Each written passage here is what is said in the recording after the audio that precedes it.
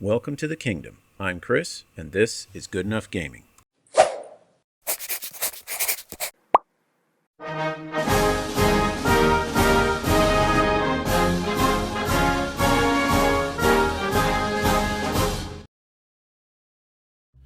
Howdy folks, and welcome to this video where we are going to take a look at the army list changes for Age of Fantasy in the 3.5 beta. I was unable to watch the live stream where Tano showed off everything, but we'll go over each of them here. I'll give a quick bit of commentary, and that way we can still get through everything without a 2-hour video. So hopefully this will be nice and a little bit more concise.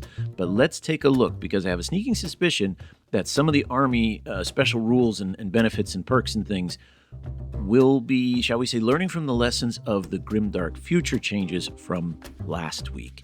Because from what I understand, there have already been changes 2 and 3 times to the same army lists or army special rules in just that 1 week. So my guess is by the time I publish this video, it might already be irrelevant. But still, let's take a look at the initial army changes and see what we've got. Who the big winners are, who the big losers are, and which ones are kind of meh. So let's take a look at it. So here we are looking at the list in the Age of Fantasy beta. Now, some of these I looked at really briefly, the ones that are kind of my favorite armies, just to get an idea, but the overwhelming majority of these I haven't seen yet. That's why this is an unscripted video. I want to take a look and just get initial reaction, as I'm sure many of you are excited to look them up and see what you got. So very little editing, unless, I burp or let one rip or something like that. We'll edit that out, but otherwise, this is going to be as raw as steak tartar or Eddie Murphy stand-up. We'll see how it is. So let's start off with the Beastmen. Beastmen, we have Bestial Assault. When this model shoots at enemies within half its weapon's range or charging, target must reroll unmodified defense rolls of poison. So it's poison. The old poison when you're shooting at enemies within half range. Now you can already see here, this is one of the changes from Grimdark Future creeping in. Some of the rules in the Grimdark Future army list changes were too good, and so they changed them to be outside of half range, within half range. So, okay, I don't play Beastmen, so I'm not sure how many of their units are ranged, but it does include charging, and it seems to me Beastmen is going to be more of a melee unit. So this one's good. When it's charging, it basically gets poison. The targets are going to have to reroll 6s. Nothing too overblown. It's very, shall we say, situational. I think it's a solid example of what OPR is trying to do with these rules. You want something that feels right to match the army, and the fact that when they go charging in as beast warriors, they can hit so hard that even holding up your shield won't deflect the assault. So that makes sense. I like that. When I was looking at some of the Grimdark Future ones, I read them and I went, that's overpowered. Just right off the bat, that's way overpowered. And they've changed them since then. So we've already seen OPRs learning some of the lessons here. All right, let's go back and see which one is next here. Chivalrous Kingdoms. Oh, Chivalrous Kingdoms, please. Please give them something good. I love this army so much, but it sucks so badly. What did they get? Let's see what we got here. Chivalrous Kingdoms gets Veil Formation. This model gets plus 6 inches range when shooting and moves plus 3 inches when using charge activations. Okay, so the Chivalrous Kingdoms still suck, just at a longer range. My biggest complaint with the Chivalrous Kingdoms, you look at this army list, folks. The High Champion, their greatest hero, quality 4. You look at any of their units, Quest Knights, Grail Knights, their heaviest infantry or cavalry, Pegasus Knights, quality 4. Nothing in this army is quality 3 or higher. I was really hoping for some kind of army-wide rule which would improve their quality. But it looks like for the Chivalrous Kingdoms are going to continue to suck. They'll just, be able to start failing their dice rolls at a greater distance. Wonderful. Moving on to the Dark Elves. What do we have for the Dark Elves here? We have Harassing. So I'm guessing this is going to be very similar to the Dark Elves in Grimdark Future. Units where most models have this may move by up to 3 inches after shooting or being in melee. So that, I wondered, that would stack on top of Consolidation. So if you destroy an enemy unit, you'd actually get to move 6 inches. And this rule as it is, I think this is kind of like the Beastmen. This is decent. It's a good rule. You'll use it a lot. It's not broken. It's not going to give you huge advantages, but at the same time, it's nothing to sneeze at either. Every time you shoot, you can move 3 inches. You can have like a creeping assault with your shooting, or you can shoot and then duck behind cover. And then in charging, like I said, you can leap forward quite a bit. So this is the same one from Grimdark Future, and I think it's a great example of what these rules should be. They should match the army, because you think of the Dark Elves as raiders, as, strike and fade kind of a thing. So I like this one. Deep Sea Elves. Something to do with fish, perhaps? Wave Step. When this unit is activated, you may place all models with this rule in it anywhere fully within 3 inches of their position. So basically, they all get an extra 3-inch move. But it's a bit more than that, because you can technically teleport to the other side of walls. You can teleport across difficult terrain. If there's a river, you can just blink to the other side and move. So this one is clearly better than the Dark Elf one, because the Dark Elf one, you only get that 3 inches after you shoot or melee. So if you rush, you don't get to do either, you just get your regular movement. This one, you could rush and still get extra 3 inches. So this one is better. Or at least it's more often going to be used. So, okay, it doesn't make them stronger, it doesn't make them hit harder, it makes them faster. And I suppose that makes a little bit of sense. They're trying to make them like fish in water, so they move a little faster. Okay, not terrible, but not amazing. The Duchies. This is one of the armies I'm really excited to try out one of these days. I will build a Duchies of Vinci army. What do we got here? Vinci Tech. That sounds like a modern company. This model gets +1 to hit rolls when shooting at enemies over half of its weapon's range or when charging. So it has lance coupled with being able to hit better when they're far away. So it's rewarding them for keeping the enemy at bay. This is very similar to the Dao Union army special rule in Grimdark. So it makes sense, because from what I understand, while they do have some melee units, the Duchies are very much a ranged army, or they have a lot of good ranged units, and this makes them better. And it also helps out when charging, so it's not just the shooting. So this is a very solid one. I'd say this is quite strong, because if we're looking at the core units here, quality 5, quality 4, 5, 5, 5, 4, 5, 4, don't see, nothing of a quality 3, including heroes. What is it with these human armies that can't get a quality 3 or better? So this is huge, because it takes an army that has poor quality and it gives them a chance to have a better chance to hit. This is kind of what I was hoping we'd see for the Chivalrous Kingdoms. Okay, my boys, the Dwarves, what do we got here? I'm guessing it's going to be the same as the Dwarves in sci-fi, the +1 to defense. Sturdy. Units where all models have this rule get +1 to defense rolls against hits from shooting and from charges over 9 inches away. So as long as the enemy is 9 inches away, your defense is +1, which is going to be pretty impressive.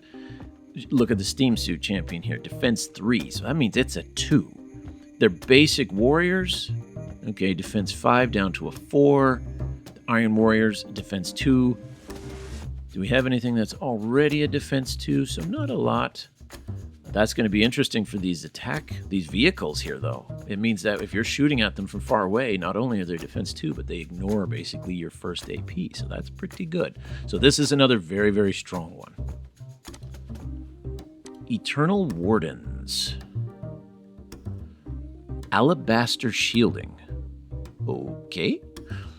When units where all models have this rule take hits from shooting or from charges, they count as having AP -1. Okay, so that's a pretty strong one, given that we have, let's see, defense 4, 4, 4, 3, 3, 2, 4. All right, so it's not bad.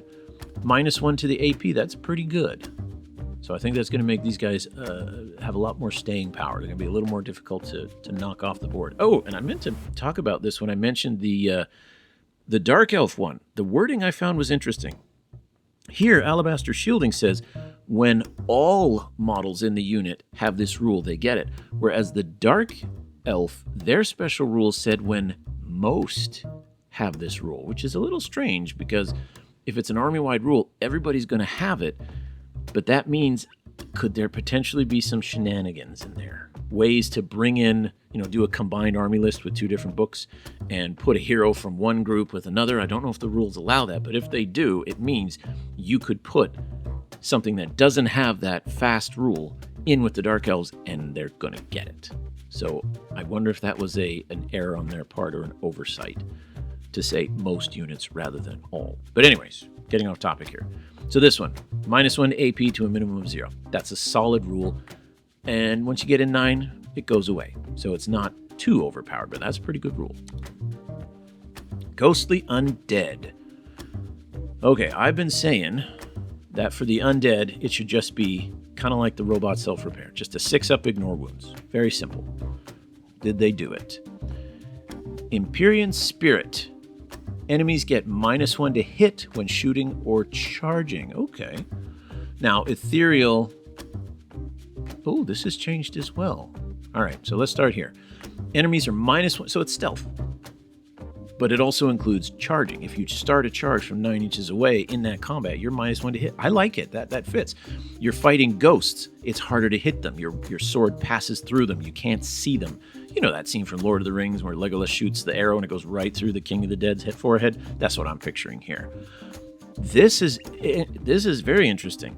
Ethereal used to be the on a 6 you ignore wounds, but they've added this extra element, may move through friendly and enemy units and get the -6. So whereas I was thinking previously that the undead rule for all 3 undead, Vampiric, Mummified, and Ghostly, their special rule should be a 6-up ignore wounds, these guys are going to get both. So 6-up ignore, they can pass through everything, and they're harder to hit. So these taken together are making them fairly strong. It is, of course, balanced by the fact that the defense for most Ghostly Undead is 6. I mean, look at this. So that's why. You basically get 2 chances to roll a 5 or a 6. Okay, so it's good. It's not broken because the unit's defense stats kind of balance it out. But let's see when we get there if the other 2 undead have a similar rule. All right, where are we? Giant tribes. I'm going to guess that just like the Titans in Grimdark Future, they're going to get delayed reaction or something to that nature. And, oh, look at that. They get delayed action, which makes sense. I think to add much more to the Giants, like negating AP, -1 to hit, anything like that would make them too strong. Although it is a bit surprising to me that in Grimdark Future, the Titans all have a defense of 2, whereas in Age of Fantasy, the Giants have a defense of 3. So they're not as strong just starting out. But I think this is a great special rule because if anyone's ever played Giants, you are always going to be outnumbered by your opponent. And so they're, in terms of units, so they're always going to be able to maneuver chaff and throwaway units and force you to show your hand and your strategy, and then they can react to it. So I think this will be a very useful special rule where you can force them to start moving and then you react to it. So this is a good one. It matches the army, at least in terms of playability. All right, next up, the Goblins. I have no idea what to expect here. Maybe a speed one? Mischievous. When this model shoots at enemies within half its weapon range, targets must re-roll defense rolls of 6. So it's very similar to, what was it, the previous army we saw. But this is poison. But half weapon range rather than an established 9. So that'll be interesting, because if we look here, 6 inches for the shaman circle here. Not a lot of ranged attacks. Shortbow 18. It did say for charging, so on the turns you charge in, that works too. But okay. I'm just trying to play out in my head how, if I ran like a sample combat in my mind, how this would work. I'm not sure how often it will be used. It's still an important one. You got to re-roll your 6s. So this will be good against very weak armies that have bad defense, like Ghostly Undead or other Goblins. Against stronger armies, it's not going to be as powerful. So, I guess this wouldn't be like an A level. This would be like a C+, B-, I think. Of course, I've never played the Goblins. It's possible putting them on the table, they'd be absolutely amazing. Halflings. Now, will this be similar to the Goblins, given that it's a very similar kind of army? What do we have here? Lucky. When they shoot at enemies within half its weapon range, unmodified 6s deal 1 extra hit. So it's like the old Sisters Devout. Getting close, and suddenly their damage does more. Or charging. as well, within half its weapon's range. Or when charging, like all charging, not within half of a charge distance, but when charging. So that, coupled with something like, was it Furious Charge, the advanced special rule, that could be pretty devastating. Now, it's unmodified, but imagine charging in with a unit, getting +1 to hit, and then 6s explode. So this one's pretty good. I don't know if it quite exactly matches the aesthetic of the army. Like, when these little guys get in range, they get more dangerous. I'm not quite sure. So it's a good rule. It makes the army stronger, for sure. It just doesn't quite fit the aesthetic. You know, like with the ghostly undead, they're harder to hit because they're ghosts. These halflings become more dangerous when they charge in. I don't know. Someone fill me in. What am I missing here? Moving on, the Havoc Dwarves.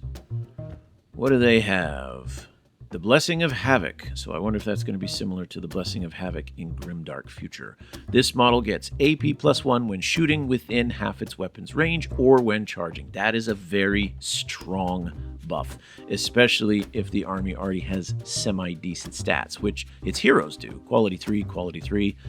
Its troops, 6, 4, 4, 5, 3, 4, 4, 4. Okay, it's not too bad. So they're going to be only hitting about half the time. But that extra AP can be kind of clutch. And then if you have a unit like this, for example, the shooters that are already AP1, if they can get in close, or some of these cavalry, or these, like the, not Titanic, but the golems here, I know are absolutely devastating. The bull centaurs will be really good. Quality 3 to attacks, and when they charge in, they're AP2. So that's pretty good. I think it's a solid rule, and it matches. Like, they're Havoc, they're furious, they go charging in, they're crazy, and so their hits do that much more damage. So that works, I like it. Havoc Warriors, I'm guessing the exact same thing. Oh, we got a few to go through. So let's start with the Havoc Warriors. I'm guessing the same thing. Blessing of Havoc, yep, same thing, just as good, only they have more quality 3. At least it looks like they do. Yeah, 3. So the Havoc Warriors just got pretty darn good. Do not get charged by the Havoc Warriors. But let's try the others. Change. I'm guessing it's going to be similar to the old -1 to hit. Change Blessing. Enemies get -1 to hit when they're over 9 inches away. So it's basically exactly what it was before, but now it applies to charging. So they may need to clarify this. Does the unit have to charge from outside 9 inches, or is it just... I think it is because of where the 9-inch movement is. If you're shot at outside of 9, and if you're charged outside of 9, -1 to hit for that first round of combat. So that's an improvement. Previously, it was just -1 to hit outside of 9, and it didn't affect charging at all. So Change Havoc just got better. Flat out, got better. Let's move on to Lust. Oh my, what could you do with this? Lust Blessing, Speedy. Moves +1 when advance and 2 when rush or charge. So it's like a weaker version of fast. So you're now moving 7, charging 14. Are there guys fast? Do they have a lot of fast already in here? No. So that, well, they got a few down here. The horsemen and the hounds. It's okay. I mean, it's speedy. It's not as good as some of the other bonuses, but it's not as bad. I think this one they're trying to just carry it over from 40k or Age of Sigmar, where Slanesh got extra speed. I don't know what else you could possibly do. Maybe you could have done a penalty to the enemy. I've seen some of those where when you rolled a block, like a 1 takes an extra hit, kind of like they seduced you to let your guard down, and so when they hit you, it hurts twice as much. I think something like that would have been a little fluffier. So it's okay. I mean, it's always good to have speed, but it's not like the Havoc Warriors where you're actually hitting harder. This one, you're a little bit faster. You can work with it. Plague. What are the Plague? Plague Blessing. 6 up, ignore wounds. Look at that. It's disgusting resilience, but not. Nice and simple, though. It's a simple rule to remember. Everything has a 6 up. It's self-repair. So Plague has self-repair, essentially. And then last of all, for War Disciples, let's scroll down a bit here. War Disciples is going to be something with either +1 to hit or increased AP, I'm guessing. War Blessing. When this model shoots at enemies within half its weapon's range, Or when charging, enemies that roll to block hits take 1 extra hit for each unmodified result of one that they roll. Only the original counts as a 6. Okay, that's a really, really wordy special rule. I get what they're trying to go for. When you charge in, or shooting, you're not going to have much shooting, but when you go charging in, your opponent suffers for rolling 1s to save. All right, so it's a buff on the charge. I'm wondering what the thought process was of why not just give them like a +1 to hit versus a more damage. It's a different kind of benefit, but I wonder why they picked this particular one. Hitting them harder, you're not going to get a ton of them because you have to hit, then they have to fail to save, and they have to fail to save with a 1 in order for you to really get your rule to apply. And if you're shooting, you have to be within half weapon range. So it's not a huge blessing. But I don't know. Again, once I see it on the tabletop, maybe my opinion would change. But it's like, okay, it's something, but, nothing to write home about. Alrighty, moving on to the High Elves. What do we have here? Noble Advance. +1 when using Advance, +2 when using Rush Charge. So it's the exact same thing that the Lust Havoc got. And while it makes sense, elves are supposed to be very quick, very nimble, very lithe on their feet, when you see the same benefit given to 2 armies, it kind of cheapens it a bit, I would say. I mean, the rule makes sense, but it's not even slightly different. You have Havoc, Lust Havoc, which is like the exact opposite of what you'd picture from a Noble Advance, but it's the same thing. So... just by making the elves faster, I'm not sure that's making them any better. I've always found, when I played I have high elves, and I've never found myself going, gee, I wish they were a bit faster. I find myself saying, I wish they hit harder, I wish they didn't die so fast. I've never found myself saying, I wish they were faster. Maybe for some of their cavalry, you can hold them further back now because they can be more of a reactive charge, like a counter charge or something, but like if you're the Phoenix Warriors here, you're pretty solid. Quality 3, defense 4, and regen. You're not in a hurry to get anywhere. Just me. Maybe someone else can think of a better situation for them. The humans. Let's see if the human empire got better treatment than the Chivalrous Kingdoms. Hold the line. +1 to morale test. That is the same as the defense force. And in the human defense force, I thought that was kind of lame, to be honest. I was hoping they might get a situation where volley of fire or, within half range, they shoot better, something like that. And instead, they get extra morale. To me, that says we know the army is going to die a lot and have to take a lot of morale tests, so we're going to give you a slight advantage. So I suppose in that perspective, this is actually pretty good. But it just kind of stinks to think that your army special rule kind of tips your hat to your army's big weakness. Quality 5, quality 5, quality 5, 5, 4, 5, 5, 5, 4, 4, and 4. Again, like the Chivalrous Kingdoms, there is not a quality 3 in sight. Not even your vehicles, monsters, artillery, the Titan. When you get to your Titan, you get a slightly better.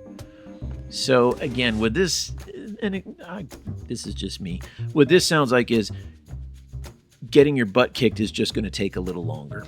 You're going to get on the table. Your guys can't kill anything. They're going to die really fast, but they won't fail their morale, so you'll get to go on to turn 4 before you totally get tabled. That's my fear. All right. What do we got? The Kingdom of Angels. Now, I don't think I've ever seen anyone actually play Kingdom of Angels. It's one of the armies that was brought over from Mantic. But I think it has potential, especially with the aesthetic. But let's see what they get for their special rule. Angelic Blessing. Where all models have this rule, get +1 to defense over 9 inches away. That's solid. That's almost... Wait, where'd it go? Yeah, and from charges. It's sturdy. It's the same rule as the dwarves get. But I think it works. The dwarves, they're very stoic. They're very strong and hardy. So it makes sense they're harder to kill. And these guys, they're angels. Like they've got celestial armor. That makes sense too. And if we look at their units, defense 5, 6, 5, 4, 3. The Palace Guard are going to be tough now. Frozen Angels battling. A lot of their angelic units are tough 3 and defense 2 or 3, those things are going to be very strong now, especially that they're flying as well. Might be time to invest in a angelic army. Okay. So not bad. Not bad. That one's a good one. Mummified Undead. Okay, let's see if it is the 6 to ignore wounds. Royal Resolve. That sounds like it could be. Ugh. +1 to morale. Well, that would be great if you still had the old undead rule, where if you failed morale, your army could dissolve, but that rule's gone. So, I feel kind of let down on this one. I don't know how else to tell you. I was expecting the 6 to ignore wounds. I mean, what's the difference between ghostly undead and mummified undead? All right, one's ghosts and one's skeletons, but still, they're undead. They should ignore wounds. If the vampiric undead get it, I'm going to be mad, but let's see what we got here. So yeah, not too happy to play my mummified undead now. Little disappointed. Ogres. I'm hoping they get Devour.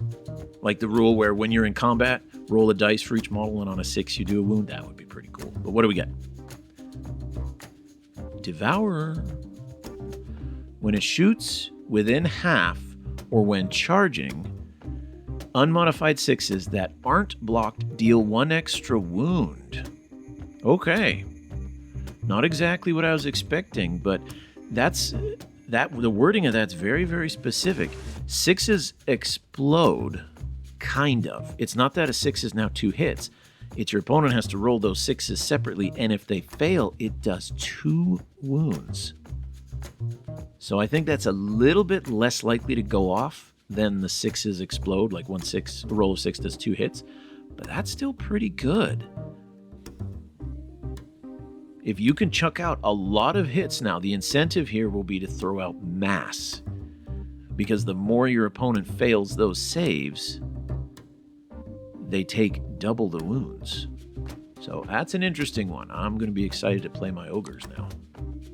Oh, let's scroll down here. Orcs. Will they get the same one that they got from Grimdark? It was Killy. 6s explode.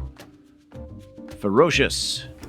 When this model shoots within half range or charges, 6s deal 1 extra hit. So it's almost identical, but I think they've updated the Grimdark one to be this. I got 1 game in with Orcs before they changed it, and the rule simply said, when attacking, 6s do an extra hit.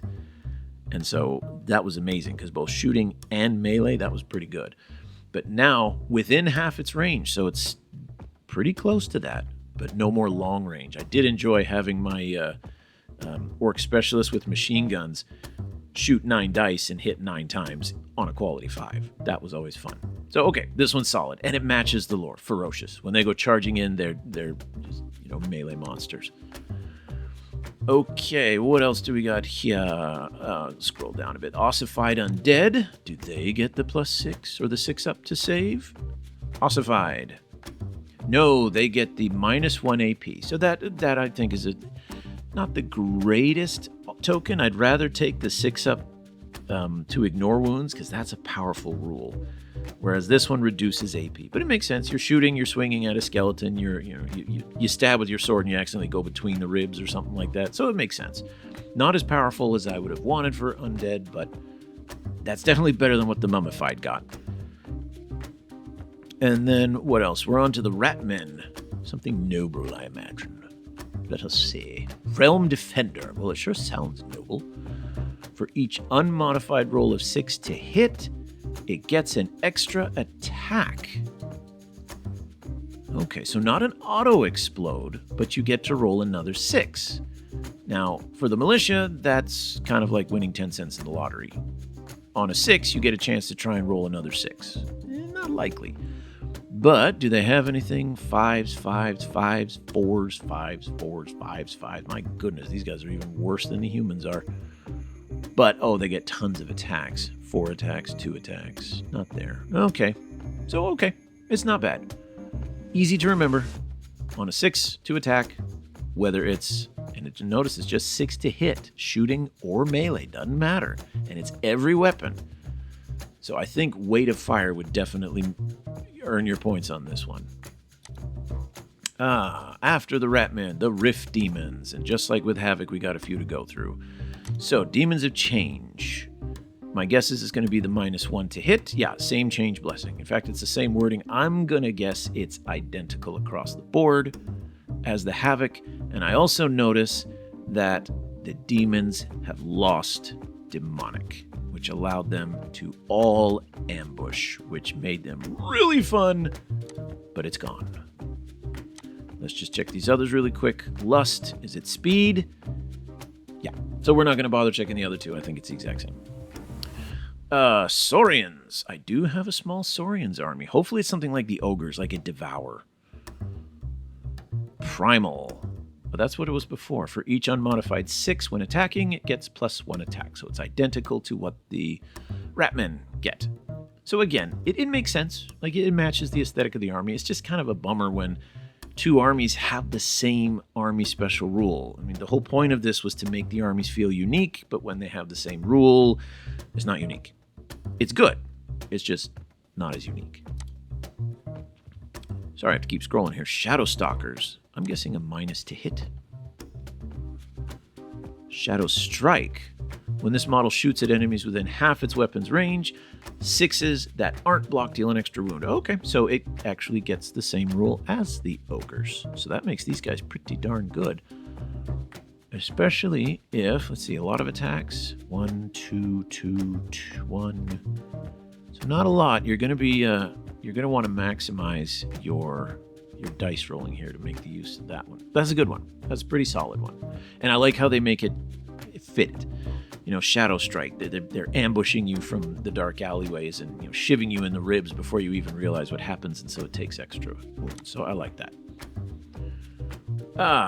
Okay. Well, sorry, it's cutting off at the bottom here.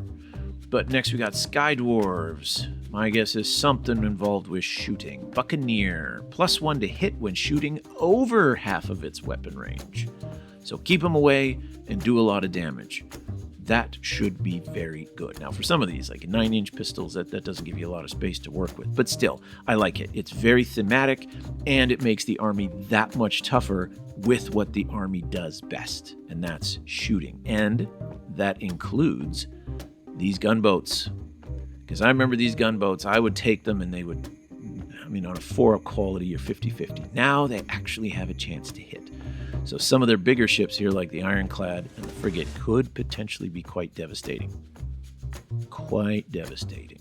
So that's a good one. Vampiric Undead. Oh, my other main army. Please give them the 6-up save. Please, please, pretty please. They get the 6-up save. So I'm a little miffed at the Mummified Undead, but I'm happy with this. This is what I said Undead should be. Just 6-up save. That's it. Simple, matches, fits, makes them strong. I like it. No complaints here. Volcanic Dwarves. I'm not sure what to expect here. Maybe something with fire, like attacking. They do more attacks, or plus AP. What do we get here? Drakesworn. They're speedy. +6 range when shooting. Well, most of their guys don't. Well, they got throwing axes, but meh. And they got the marksman. That will be useful, I guess. But +3 when charging. Okay, but they still have slow. So follow me here. They charge 8 inches. Thanks to Drakesworn, they charge 11 inches. So even with this army-wide buff, they still aren't the speed of everybody else. Which means you can now just barely come in from ambush and charge in the same turn. So I suppose, now thinking about it and having said that, that's good. Because I always hated bringing in like my dwarf power suits from ambush. They're 9 inches away. They can only charge 8 inches. Their melee unit, ambush is pointless for them. So Drakesworn, that would help. You can now bring in something, if you can ambush it somehow. You can probably still combine a unit with the Volcanic Leader and get Tunneler. That would negate that. So now I've just talked myself out of it. All right, well, I'm not that impressed. I would have wanted these to either have a fiercer attack or maybe like the other dwarves, that kind of stoic defense. because their defense kind of sucks. So the ability in certain circumstances to make them a defense 4, it wouldn't break the army, but it would certainly make them feel more like dwarves that have grown up in a volcano. And last of all, the Wood Elves. What do we have here? Wild Hunt. When it is deployed, it may be placed anywhere fully within 9 inches of its position. So the whole army gets Scout. Scout Junior. Not 12 inches, but 9. That could be interesting. You'd want to make sure you have a lot of terrain, otherwise you're just bringing your army within shooting range of your opponent. But you could also then much more easily grab objectives. So I like it in that it sounds very elvish. You know, they're wild elves. They're in the forest. They're used to moving quickly. So that makes sense. But no benefits to attack, defense, anything like that. You'll still have to play them very, very well. It could be, however, devastating for some of their really heavy stuff, especially like down here, they're Titans or something like that. These things getting to start 9 inches closer to you, that would be terrifying. Alrighty. So there you are, folks. In a half hour, we kind of blazed through at least the army rules. There were some definite big winners. I know some of my favorite armies like Vampiric Undead and the Dwarves got some good stuff. The Havoc, I may start doing a Havoc army. That looked really cool with those guys. Whereas others, like the Elves and some of the others felt a little eh. The humans, unfortunately, are going to remain very, very weak unless there's some way to play them that I'm not aware of or not familiar with. But it's really hard to want to play them enough to try and find the right way to play them, because every time I play them, I get crushed because they're just not that good. Now, it could be that some of the other rules that have been added, like rewording of rules, adding new weapons, adding like the, what do you call them, the targeting rules where one unit can buff another, perhaps those will offset how awful the humans are. But as it is, what do you think? Are you going to switch armies? Or is the ones you played, did they get a nice buff? Are you going to start putting down an army because maybe you're a little disappointed, like I am with my Mummified Undead? Let me know what you think, and we'll see how quickly these change. So make sure you play some games. Send in the results in your comments to the Discord so OPR can make changes. I'm still super proud of and super happy that OPR is involving the players like this to build and craft their rules. How often does that happen? I know I've mentioned that before, but I'm going to mention it again. All right, everybody. That's it for this video. Thanks for sticking around, and I'll see you next time. Until then, keep your dice on the table.